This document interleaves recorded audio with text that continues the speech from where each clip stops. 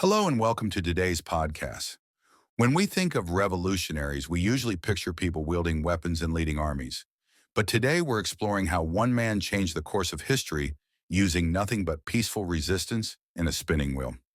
That's such an interesting way to look at Gandhi's life.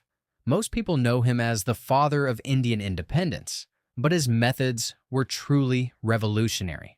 You know what's fascinating? Gandhi mobilized millions without social media or modern communication. He used simple symbols like salt and homespun cloth to unite people across social and religious divides. Hmm. Speaking of salt, could you explain why that particular protest became so significant? Well, the Salt March of 1930 was pure strategic brilliance. Gandhi led thousands on a 240-mile journey to the sea, challenging British salt laws that forced Indians to pay heavy taxes on a basic necessity. Imagine if you had to pay a fortune just to use table salt in your home. So he took something that affected everyone's daily life and turned it into a powerful symbol of resistance? Exactly.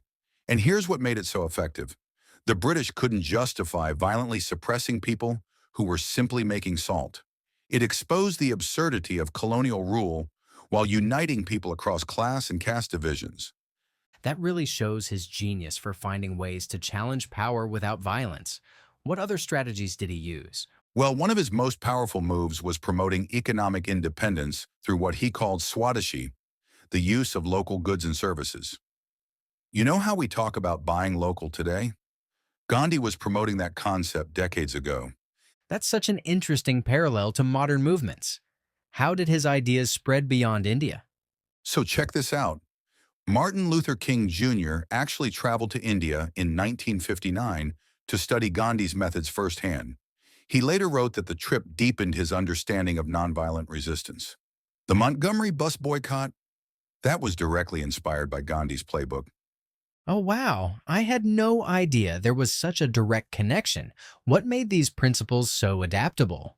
Um, I think it's because Gandhi understood something fundamental about human nature, that moral force can be more powerful than physical force.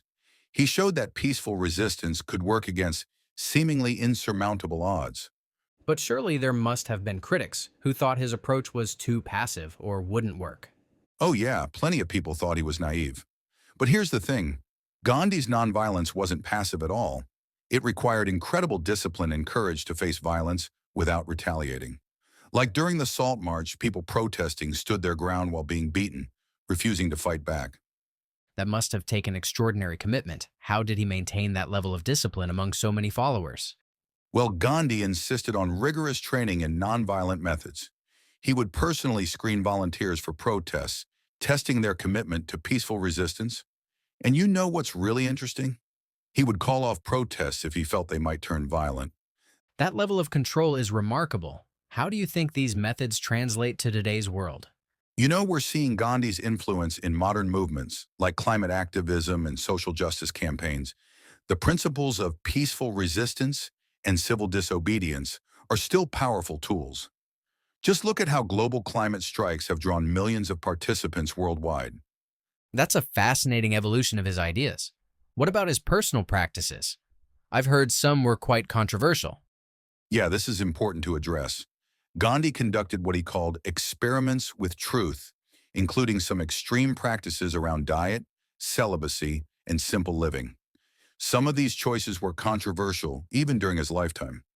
How do we reconcile these aspects with his larger legacy? I think it's crucial to understand Gandhi as a complex human being, not just an icon.